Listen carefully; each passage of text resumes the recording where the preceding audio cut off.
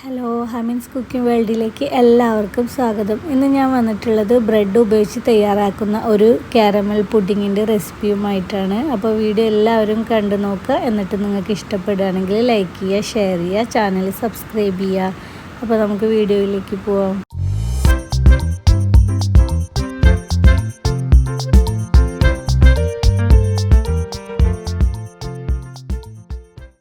ഇത് ഞാനിപ്പോൾ ഒരു 10 സ്ലൈസ് ബ്രെഡ് എടുത്തേക്കാണ്. ഈ ബ്രെഡിനെ ഞാൻ നന്നായിട്ട് മിക്സിയിലിട്ടൊന്ന് പൊടിച്ചെടുത്തിട്ടുണ്ട്. പിന്നെ 2 മുട്ട വേണം. ഇതൊരു ബൗളിലേക്ക് എടുത്തിട്ട് നന്നായിട്ടൊന്ന് അടിക്കുക. എന്നിട്ട് ബ്രെഡ് പൊടിച്ചതിലേക്ക് ചേർത്ത് കൊടുക്കാം. പിന്നെ ഒരു 1/2 കപ്പ് പൊടിച്ച പഞ്ചസാരയും പിന്നെ ഒരു 1/2 ടീസ്പൂൺ വാനില എസൻസും കൂടെ ചേർക്കുക. ഇത് ഓപ്ഷണൽ ആണ് കേട്ടോ, ഉണ്ടെങ്കിൽ ചേർത്താൽ മതി.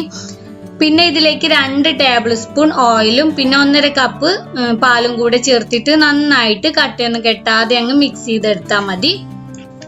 ഇനി ഇതിലേക്ക് മധുരം ഒന്ന് ബാലൻസ് ചെയ്യാൻ വേണ്ടിയിട്ട് കുറച്ച് ഉപ്പും കൂടെ ചേർത്തിട്ട് ഒന്നും കൂടെ ഒന്ന് മിക്സ് ചെയ്തെടുക്കും.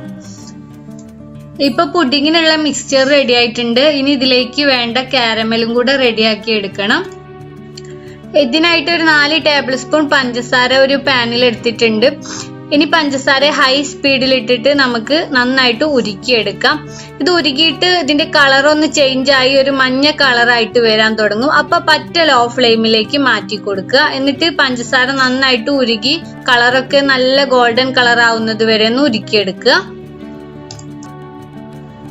ഇപ്പൊ പഞ്ചസാര കാരമൽ റെഡി ആയിട്ടുണ്ട്. ഇനി പുഡിങ് സെറ്റ് ചെയ്യാനുള്ള ട്രേയിലേക്ക് ഇതിനെ ചൂടോട് കൂടെ തന്നെ അങ്ങ് ഒഴിച്ചു കൊടുക്കുക. എന്നിട്ട് അടിവശത്ത് മുഴുവനും ഇതുപോലെ ചുറ്റിച്ചിട്ട് ആക്കി കൊടുക്കണം.